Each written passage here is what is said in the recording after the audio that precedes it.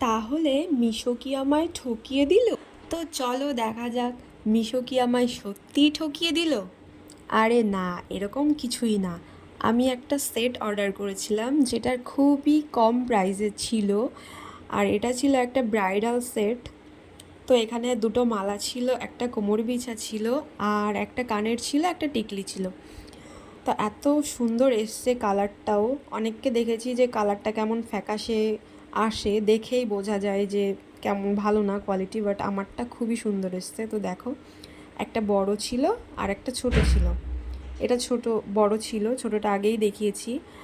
আর একটা ছিল কোমর বিছা, এটা কোমর বিছা। এটা পরে আমার যা হাসি পাচ্ছিল, ভাবছিলাম যে কুর্তির সঙ্গে এটা আমি কি পরছি। আর কানের দুল দুটো তো অসাধারণ ছিল।